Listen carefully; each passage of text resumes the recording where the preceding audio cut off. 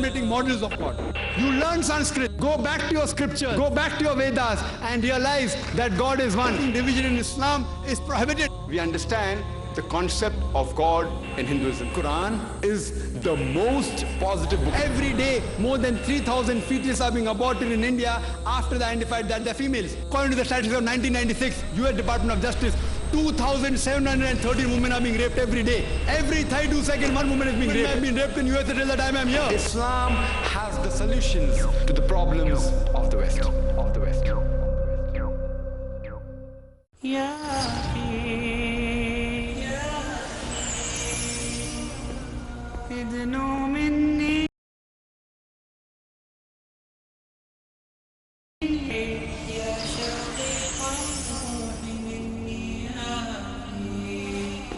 يا شقيق الروح مني أخي يا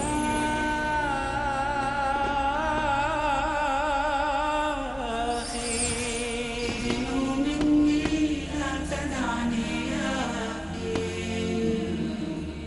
يا شقيق الروح مني. Any Christian can point out a single unequivocal statement from any verse of the Bible which is said by Jesus Christ, peace be upon himself, where he says that I am God, or where he says worship me.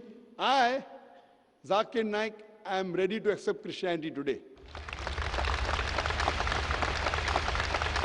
Surah Ikhlas is the litmus test for theology.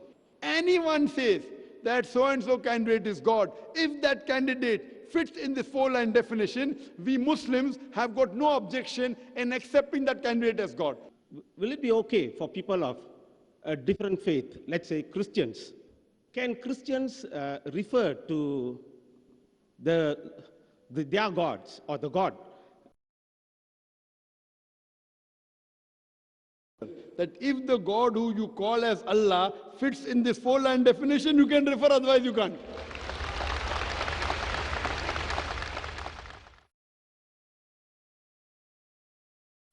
Can we have the next question from this mic? My name is Tina. I'm a pharmacy student and I'm a Hindu.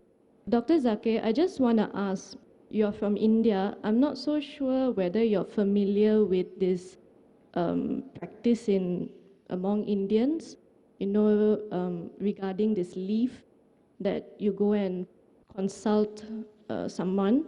And if you manage to find your leaf, based on thumbprint and other things like that, your whole life, your name, parents' name,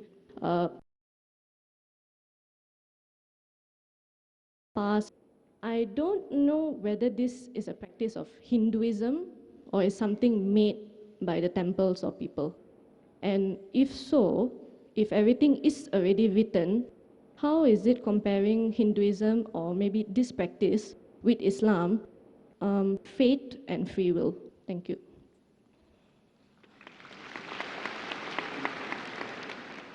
The sister posed the question that there may be certain practices in India about picking up leaf, which mentions about a future.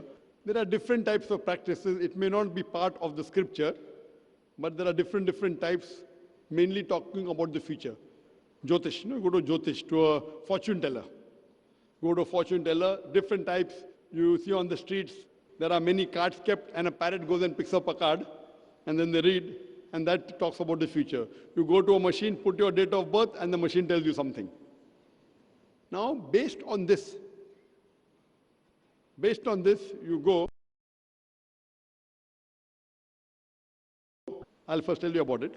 There was a psychologist in States who taught a class of 100 students, and at the end of a week, he said, I will tell you about your past to each student. And he wrote to each student separately. He gave them a check. He said, don't open. You open together, and after you open, you tell me how accurate was I in my talking about your past. So all the students opened, and 95% of the students, they said that the professor was more than 90% correct. 5% said that he was 80% correct. The key to it was the professor wrote the same thing for everyone. For example, you go to a machine and give a birth date, And the machine will tell you something bad is going to happen in the next 10 days.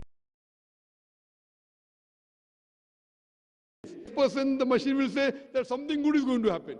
Even if 100 bad things happen, something good will happen. So most of these things, talking about the future, it's a big fast. Sorry, I just wanted to say because like my family, it's a thing to do this. So my leaf was found and they read it. So things in it like, because, science student try to think logically, rational, whether it's possible. Because sometimes when some things they say, for example, this is your mother's name, they got it correct. This is your father's name, they got it correct. And I think it's in Sanskrit, so it's like you have to believe entirely what the guy is saying because you can't check it yourself, whether it's right or wrong. I think I was 16 when I read it, so they said the age where you read it was 16. There's two, like, maybe out of 10 things, 8 things he got correct. And it's like sometimes I try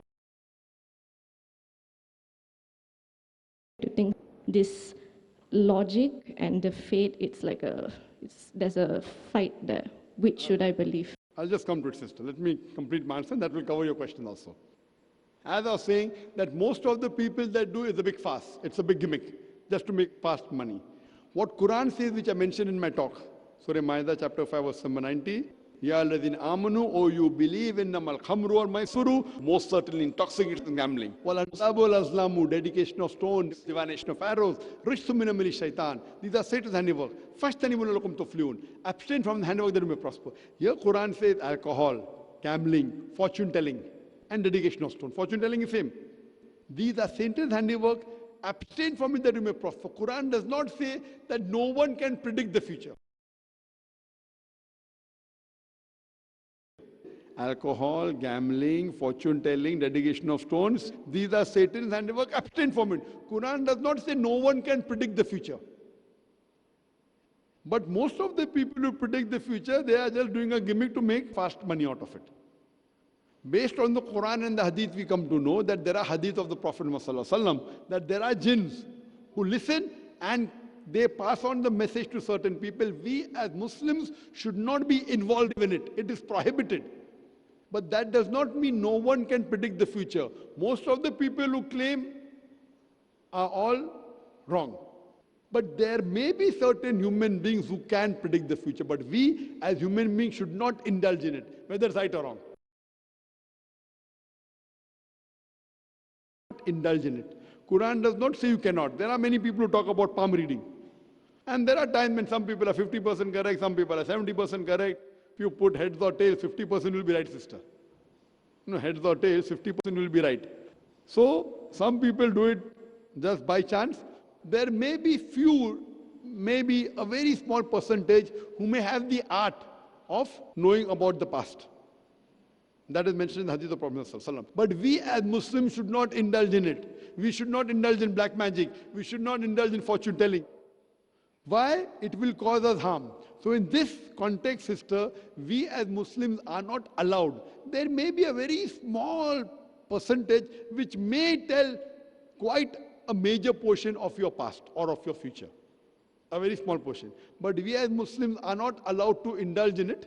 That's a commandment, like how we are not allowed to have alcohol, we aren't allowed to gamble. So indulging in it is not good, it is prohibited. The same thing I'll tell you, that as a human being, if you agree that Quran is the word of God, the Quran does not allow a human being to.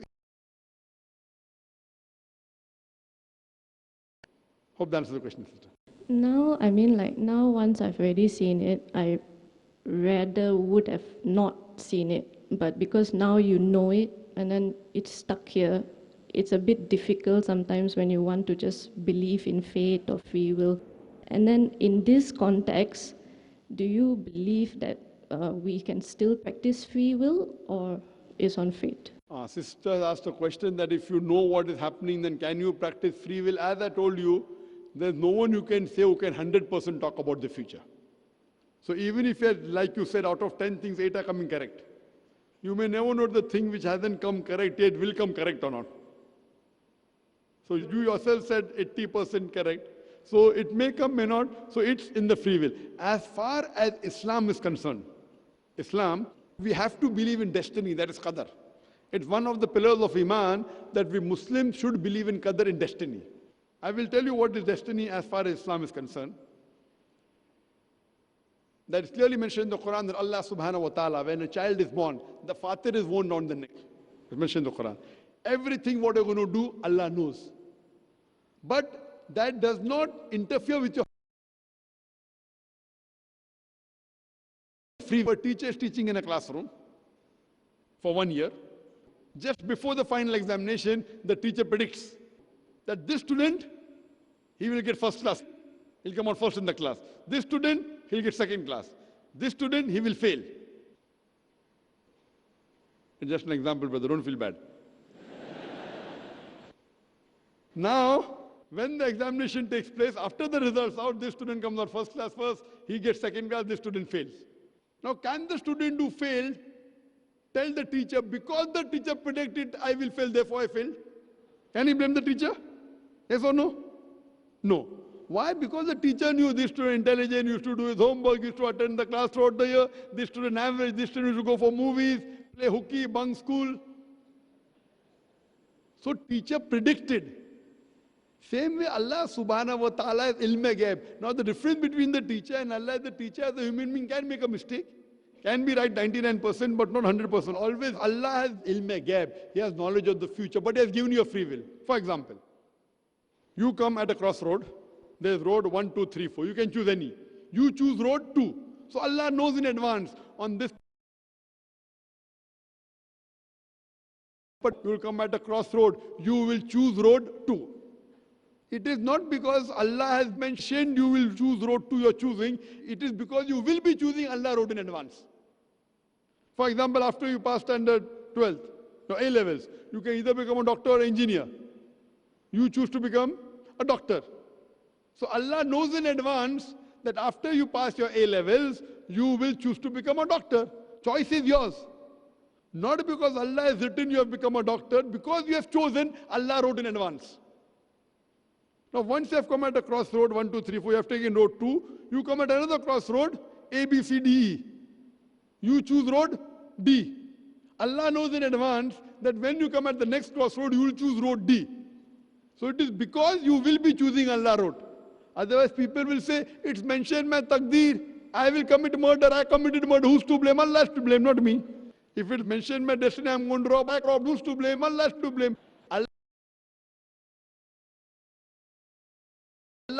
or earn by doing hard work. You choose to rob. So Allah knows after you finish your college, you could do hard work or you could rob. You choose to rob. So you can't blame Allah. Allah knows in advance, Allah is ilm-e-ghaib. So there is something like taqdeer, destiny, in Islam, but Allah has given us a free will. Allah has given us a free will, we are responsible. Otherwise, then where is the test? And Allah says in the Quran, in Surah Mulk, chapter number 67, verse number 2, Alladhi khalaqal mauta wal hayata. It's Allah who has created death and life to test which of you is good in deeds. This life, sister, is the test for the hereafter. So that's the reason Islam says don't indulge in fortune telling about the future. Now as you're saying, something is always clicking here. So you may think that he may have told you, okay, at the age of 30 you'll die. So you may be thinking, oh, I'm going to die. You may not die. So what if you have done a mistake? Forget it, sister, take it out. You lead your normal life, try and find out which is the truth. What you have to do, sister, do a research. Do a research of various religious scriptures. Which is the true scripture that will give you serenity, calmness, peace of mind. Forget what the fortune teller has told you. Even if it comes out to be right, no problem. You do what you feel is right based on your research. That how to lead a life. So this Quran, sister, is the last and final guidance given by Almighty God to humanity. It's not meant only for the Muslims or the Arabs or the Malay. It's meant for the whole of humanity. And if you read this book, inshallah, you would get peace of mind. I request the volunteer to gift you a copy of the English translation of the Quran. You read it, inshallah, it will give you peace of mind. Thank you. Hope that answers the question. Thank you.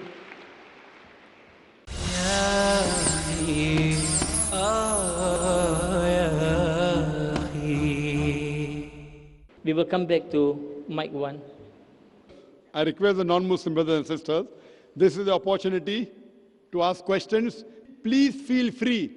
Though the moderator said you have to ask questions on the topic, for non-Muslims, there is a concession. You can ask any question on comparative religion, whether it be Islam, whether it be Christianity, whether it be Hinduism, whether it be on the topic, outside the topic. This is the opportunity. Normally, after religious talk, the person who gives the religious talk doesn't have open question answer session. Because if you have open question answer session, the poll will open up, you know. So normally after religious talk, you don't have open question answer session. I like talk because it's a dialogue. You know, talk is a monologue, one-way talk. It's a challenge for me also. And you have a right to question me. You have a right to disagree with me. Only tell me the reason. If I'm at fault, I will agree. If not, I will correct you. You can even criticize the Quran. Please feel free. This is the opportunity. Normally, you don't get such opportunities after religious talk where you can ask any question. You can ask any question on comparative religion. I request my non-Muslim brothers and sisters, please come to the microphone, make a queue, ask the question, something which is troubling you, maybe before you came here, which was troubling maybe 2 years back. This is the opportunity.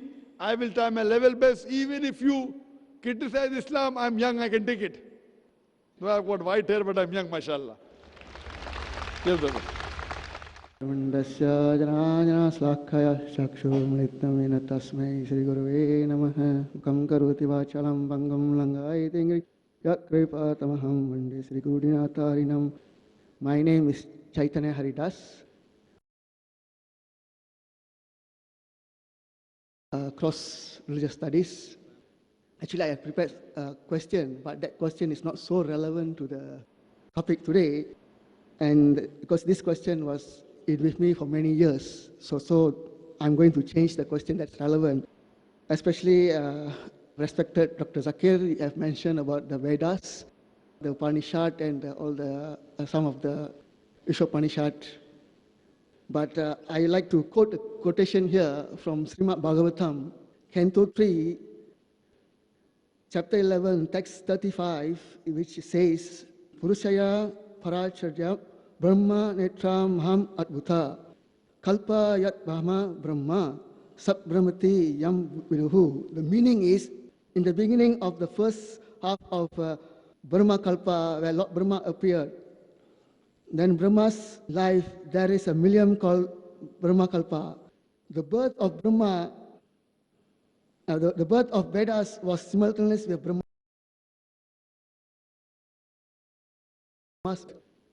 And the Vedas appeared when he took a birth. So based on the literatures, Lord Brahma's age, full age is 311 trillion and 40 billion years. And if we go in that calculation, I think many of us here are bewildered. But this is the quotation from Srimad Bhagavatam. Another thing, why I mentioned this, because Dr. Zakir have mentioned that the Vedas says that the Lord don't have a form. But in the same Vedas also mention the Lord have a form. I quote another verse from Brahma Samhita, chapter 5, text number 1. It says, Ishvara Parama Krishna Satchidananda Vigraha Anadir Adir Govinda Sarvakaranam Karanam. Ishvara Parama Krishna. It says, the Supreme Personality of Godhead, Krishna, is the Supreme Controller. Ishvara Parama Krishna. Eternal, blissful, and full of knowledge. So he says, Sachit Ananda Vigraha. Vigraha here refers to the form, a transcendental form, which is given in the Vedas. I think when we do a research on the particular scriptures, I prefer that we have a whole idea that the Vedas also mention about the form. And I have many other quotes which says that the Lord have been realized in different forms. Which Veda are you quoting, brother? This is Srimad Bhagavatam. Srimad Bhagavatam is not part of the Vedas. Vedas are 4: Rig Ved, Yajur Ved, Sam Ved, Atharva Ved. Yes, I agree with that. Right? But the Brahma Samhita is the commentary by Brahma. Don't go commentary, quote the text. If you follow the commentary of the commentary of Quran is written by human beings. You quote the text. As far as Vedas are concerned, there were many Vedas. Today, there's Rig Ved, Yajur Ved, Sam Ved, Atharva Ved. Yes, that we also have There are 4 Vedas. We have also 18 Puranas, 108 Upanishads. You ask the question, let me reply. Okay. As far as the Hindu scriptures are concerned, the Hindu scriptures are divided into two types, Shrutis and Smriti. Shruti is considered to be the word of God, revelation from God. In it, you have the Vedas, you have the Upanishads. Then you have the Smriti. Smriti is considered to be written by human beings. There, you have the Ithihas, Ramayana, Mahabharat, Bhagavad Gita as part of Mahabharat. Then you have the Manusmriti. So between the two scriptures, the Shruti is superior than the Smriti. If there's a clash between a Shruti and the Smriti, you have to follow the Shruti, not the Smriti. Because Shruti is higher. Same way with the Quran. We have the Quran, then we have the Hadith. If there's a Hadith which is not Sahih, it clashes with the Quran, then we keep the Hadith aside. What we have to believe in Quran and the Sahih Hadith, authentic saying of Prophet Muhammad. There are certain sayings which people have manipulated. So when such manipulated Hadith comes, what we do? We reject it. So now I am quoting you Veda. Veda is the highest. No Smriti can go against the Veda. If it goes against the Veda, we reject the Smriti. We follow the Shruti.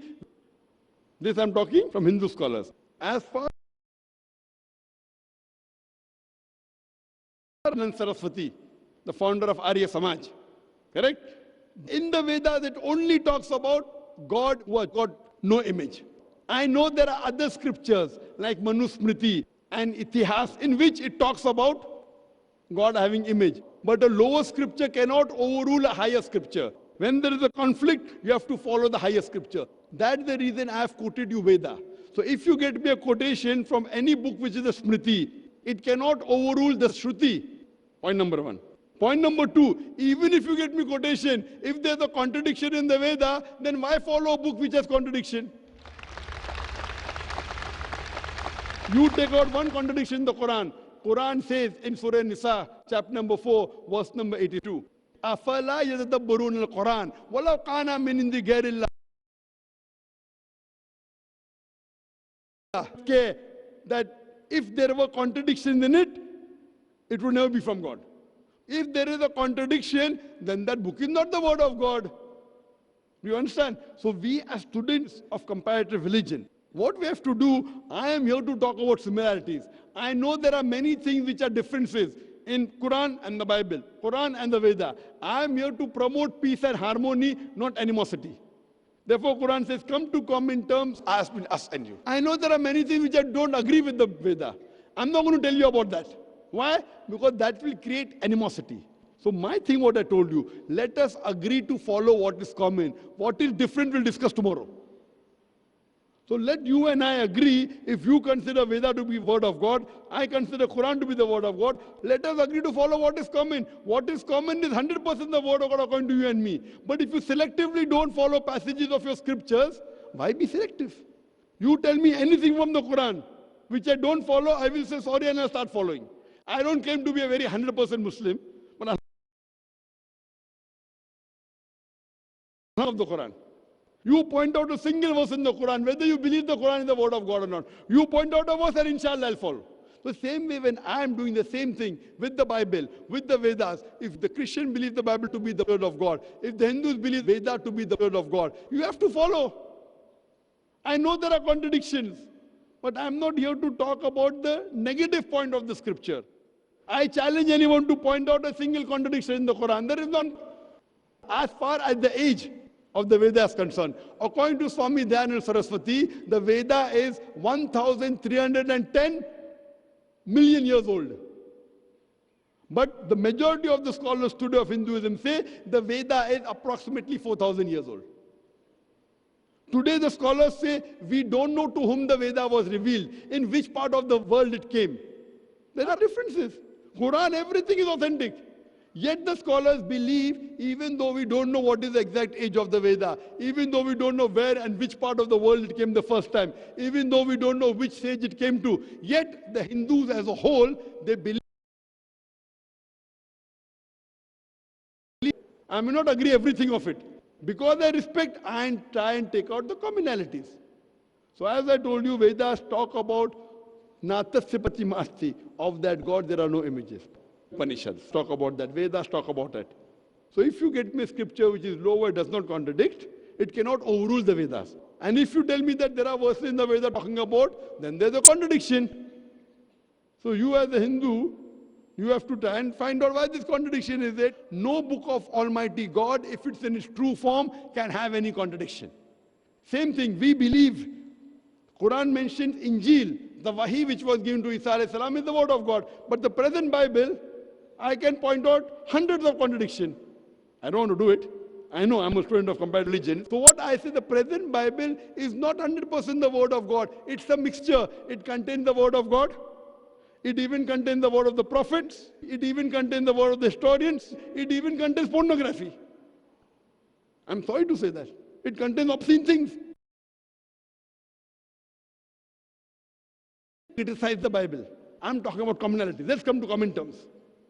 If I try and criticize, that will bring animosity. There are certain passages of the Bible I cannot read to you. Even if you give me $1 million, I cannot read. Even if you give me $1 million US to me and say, read this passage in front of the audience, I cannot. Because my religion doesn't allow to read obscene things in front of the audience. You understand, no? But I'm not here to degrade the Bible. I'm talking about common things. Same thing with the Hindu scripture. As far as the Quran is concerned, the language of the Quran is so sublime. You can read anywhere in the world. You can read to your wife, you can read to your children, you can read to your father, but certain passages of the Bible I cannot. So here, brother, I've come for communal harmony. And based on that, I have done research on the Hindu scriptures, on the Jewish scriptures, on the Christian scriptures. Unfortunately, people of most of the religions, they blindly follow what is mentioned by the church, what is mentioned by the temple. What we have to do is we have to ask them for proof. Qul hatu burhanakum in kuntum sadiqin, but if you're truthful. So that's the reason. If I say alcohol is prohibited, it carries no weight. Allah says in Surah Ma'idah, chapter number 5, verse number 90, alcohol is prohibited.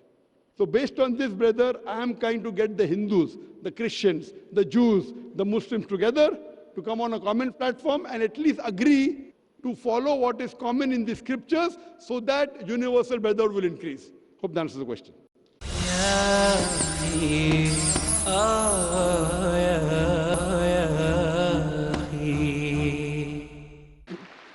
But Dr. Zakir, I think you're limiting the knowledge that is in the Vedas. Vedas contain all the knowledge. That is what Vedas mean. So if you say, I only take the Smriti, not the Sruti, so that is limiting, because in the way that we are taught, okay, I'm saying there's not one word in the Vedas say Hinduism. So, but always we'll talk about Hinduism. Hinduism comes in the few thousand years ago. Only word there is Sanatan Dharma. So Correct. I'm I'll come referring to it. to See, you're Sanatan asking Dharma. question, I'll reply, but every question requires an answer which takes few minutes. I'm not saying don't follow Smriti, but if there's a contradiction, for example, you go to a doctor who's a specialist, heart specialist, who's done DM in cardiology, and a general physician, MBBS, who's talking about heart. Who will you believe? Suppose the mother has a heart attack. After MBBS, MD, after MD is DM. He's DM in cardiology. Will you follow him or will you follow MBBS doctor for heart specialty? Suppose the mother has a heart attack, who will you follow? The one I have faith with. Sorry? One you have faith with. Who will have faith more as a logical person? A DM of heart specialty or MBBS doctor? Even though a person can have higher No, not knowledge. can. If you don't know both of them. Higher knowledge, maybe he is not experienced. But you have two people, you have come first time to a country and one has DM, one has MBBS. Who will you take your mother to? The one who have a D. Correct. So similarly, when there's a contradiction, scholars say, not I. Anywhere in the world. So you have to tell Hindu scholars are wrong. Now, coming to your word. See, every time you're asking a new thing, I have to clarify. You said the word Hinduism is not there in the Hindu scriptures. Correct. Jawaharlal Nehru, Pandit Jawaharlal Nehru, in his book Discovery of India, he says the word Hinduism is not there in any Indian literature until the Arabs came to India. This word Hindu was given by the Arabs. The Arabs gave the word Hindu to the people who live in the land of the Indus. Even today when I go to Saudi, they call me Hindi. So Hindu is a geographical definition. The word Hindu was given by the Arabs, people living in the land of Indus. So Hindu is a geographical definition for the people living in the land of the Indus Valley. by geographical definition, I'm a Hindu. By geographical definition, I'm a Hindu and a Muslim. Indian Muslim, Hindu Muslim, but Hindu. According to Swami Vivekananda, Hinduism is a misnomer. The right word should be Vedantist, because they follow the Vedas. Hinduism is a misnomer. It was a word, a title given by the Arabs when they came to India, and today also it has got stuck on. Even today when I go to Saudi, they call me Hindi. Yes, I'm a Hindi, and I'm proud to be a Hindi, but I don't believe in doing idol worship. So coming to Hinduism, this is a misnomer. The right word is Vedantist, or can be Sanatana Dharma. I agree with you. And Sanatana Dharma believe that God is one and God has got no images. Show me one person who's a pure follower of Sanatana Dharma who says that God has got image. That means you have not studied Sanatana Dharma. Have you studied Sanatana Dharma? I'm still studying. That's why I say. Still studying, yeah. You are still yet there studying. is, You have not passed MBBS also yet. You have not passed MBBS also. Quran says in Surah Nahl, chapter number 16, verse 43, and Surah Anbiya, chapter number 21, verse number 7, Fas'alu ahal zikri in kuntum la ta'lamun. If you don't know, ask the person who is an expert. So I hope that answers the question. We will move to this side of the mic. My name is Shah. I'm a psychology student. Okay, previously Doctor mentioned that Allah is God, and not just for the Muslims but also for the non-Muslims, for the blacks, for the whites, as Doctor quoted earlier. So, okay, I can accept that Allah is God for everybody. But there was an incident a few years ago on this date called September 11, when there were two towers which were filled with American citizens. I would presume that they were of the Christian faith, these American citizens. And these two towers were knocked down by an aeroplane which was hijacked and controlled by, from what I have heard, controlled by Muslims. So in that sense, what I see is that the brother is killing the brother. And I just want to know what Doctor has to say about that.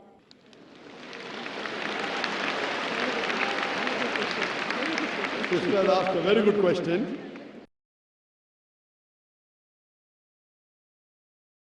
Just passed away a couple of weeks back, that the Twin Tower was there, it was knocked down by a plane, there were majority Christian in it, knocked down what she heard, and she's very clear, mashallah. She heard that Muslim controlled the plane.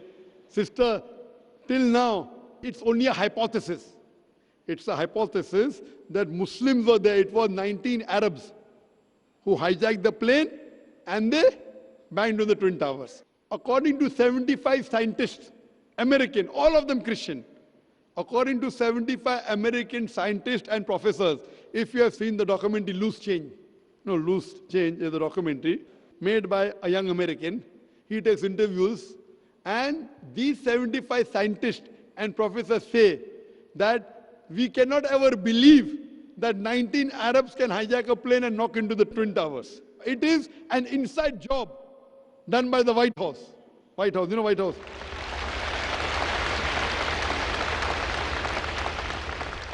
Now,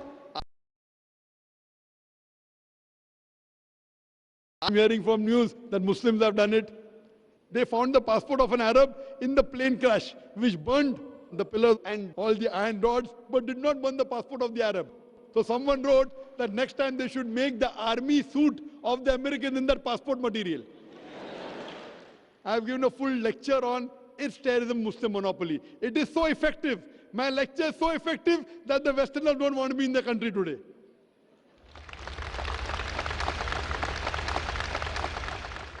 My lecture is so effective, so logical. These people, these Americans, I'm quoting, I'm only giving you statistics, that they had an interview with the person who made the Twin Towers. He said that it's impossible that the fuel of the plane can melt the Twin Tower. And if you see the photograph, it was, the Twin Tower came in stages as though there were bombs planted in advance. There are many hypotheses. For example, there's a boy who's speaking on the mobile. Mother, I am Mark Binham. I am Mark Binham speaking. 2001, more than 10 years back, mobile could not reach that level. Point number one. Point number two, when a son speaks to the mother, why will he say Mark Binang? When I will speak to my mother, I'll say Zakir. I'll not say I'm Zakir Naik speaking. When I speak to my mother, I'll say I'm Zakir. I'll not say Zakir Naik. So what you realize, they are trying to make a story and blame. And that person on the mobile told the mother that it was Muslims. So all these documentaries you see, Loose Chain, Fahrenheit, many documentaries. If you ask me who did it, I would say I don't know. But as a logical person, the logical proof of loose change is much more logical than the proof given to me by the American government. And then they want to attack Afghanistan. Afghanistan give me proof, they want to give proof to Musharraf. Why? And I speak so openly, Westerners believe in freedom of speech, but they don't like my talk. So what they do, then prevent me to enter in the country.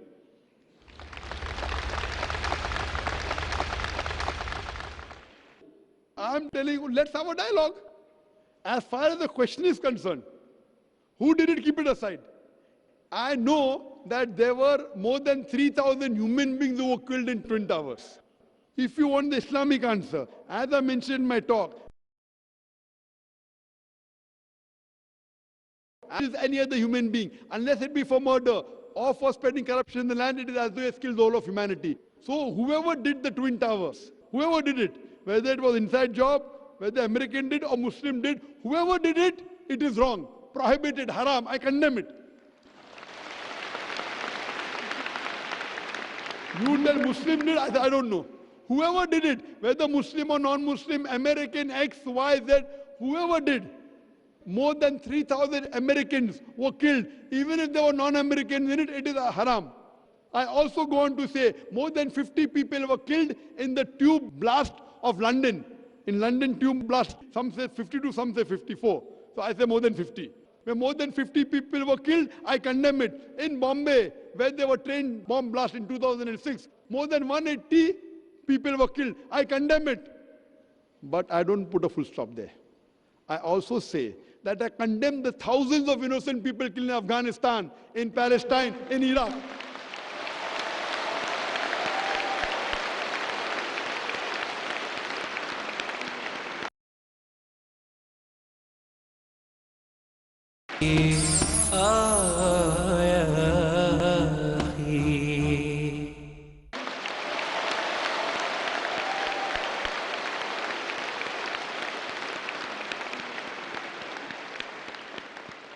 Now coming to the secret.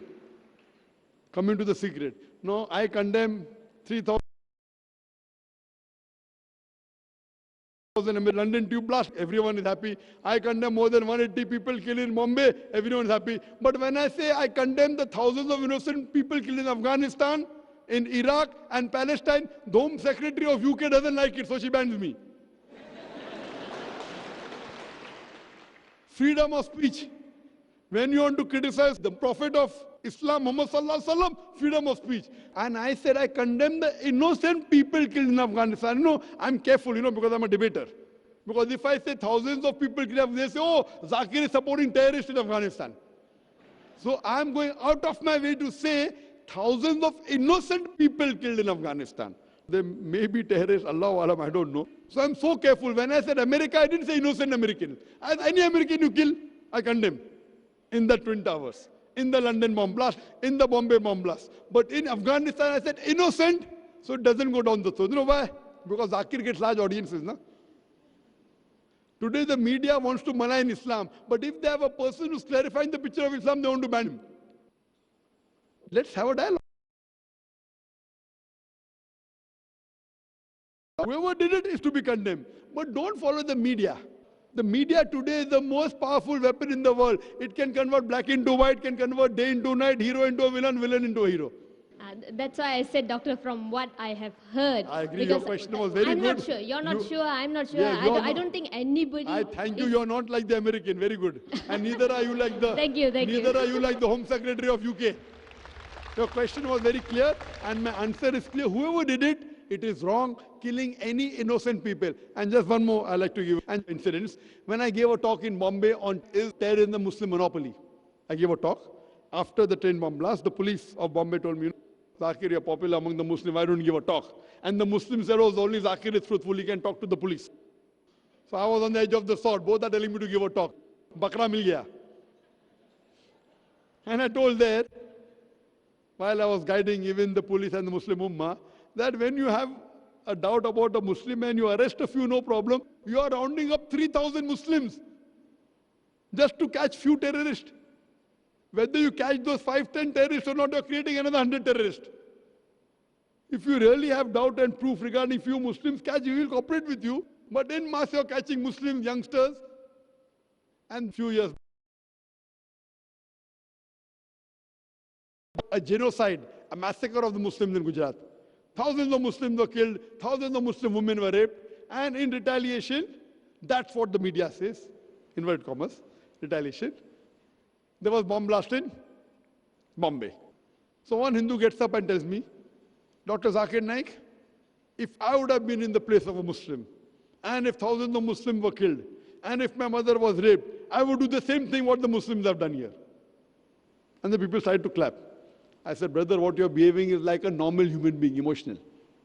I agree with you, normal. But I as a Muslim cannot do that. Because my religion does not permit me to do that. My religion does not permit me to kill a single innocent human being. Even if some Hindus in Gujarat have killed Muslims, it does not give me permission to kill an innocent Hindu living in Bombay. I cannot do it. I know you're emotional, even I have emotion, but I cannot. If I catch the culprit in Gujarat and give him to the law and punish him, no problem. But retaliating by killing an innocent human being in Bombay, imagine the family of that person, innocent person who's killed, will 100% always be enemy of Islam. I am here to spread peace. So in Islam, you cannot get emotional and go against the law of the Creator. The law of the Creator is very clear that you cannot kill any innocent human being. If you kill even one innocent human being, it's as though you have killed the whole of humanity. And if you save one innocent human being, whether Muslim or non-Muslim, it is as though you have saved the whole of humanity. That answers the question, sir. Thank you, Doctor. Thank you. Thank you. Can we have the next question from the mic? Hi, my name is Shanice and I'm a student studying business. I'm actually curious about LGBT, which refers to the community of lesbians, gays.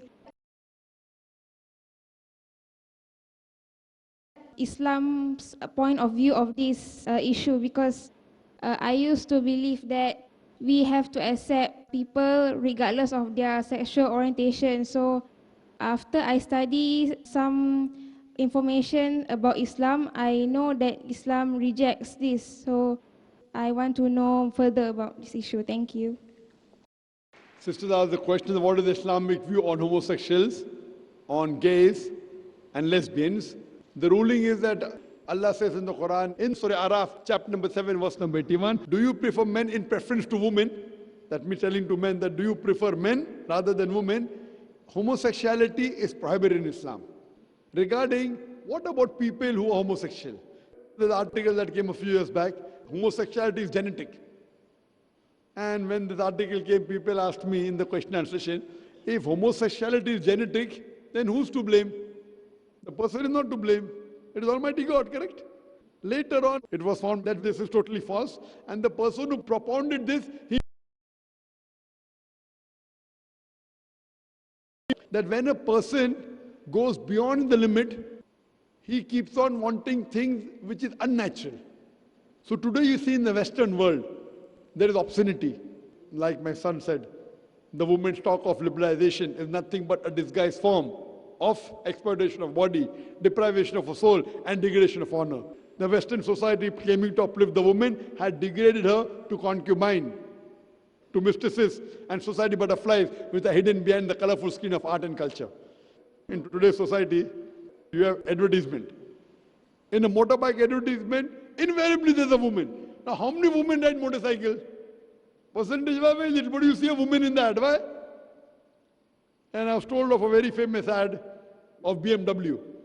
I was told, in front of the BMW car, a woman is standing in a bikini, and the ad reads, test drive her now. Who, the girl or the car? So they're selling their daughters, they are selling their mothers, and they're saying that women are liberated.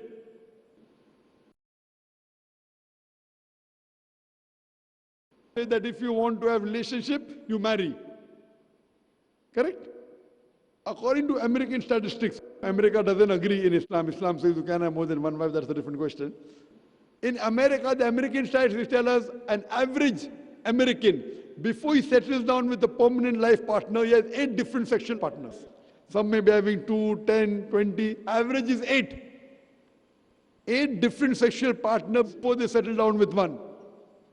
So they are disregarding the law of the Creator. Do you know, according to American statistics, every 12th person you meet has committed incest. Incest means having sexual relationship, brother and sister, son and mother, father and daughter. It's absolutely nonsense. Because they get so open, etc., they deviate from the natural path, so they want things which are different. So when they get so much used to it, having heterosexuality, they start homosexuality. It is not genetic, it is based on the things which you do, unnatural things, psychologically, you. So if you stop this deviation from the path which is given guidance in the Quran and the other religions, what do you realize? This will stop. And I remember I'd been to Canada in 1996 first time. A man kissing a man. And Canada has legalized marriage of gays. Now, all this is coming because they're deviating from the truth. And today psychologists tell us that a person who has no extramarital sex enjoys the best married life. You deviate from your normal thing, and this is what happens. So that's the reason if you follow the commandment of Almighty God, all these things will not happen. Therefore, in Islam, homosexuality, gays, lesbianism, everything is prohibited. Hope that answers the question.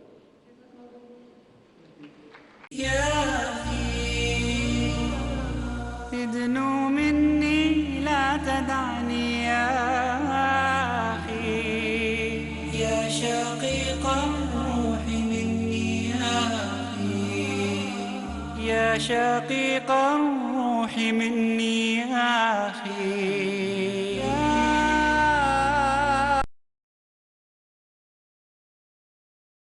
ادنو مني لا تدعني يا شقيق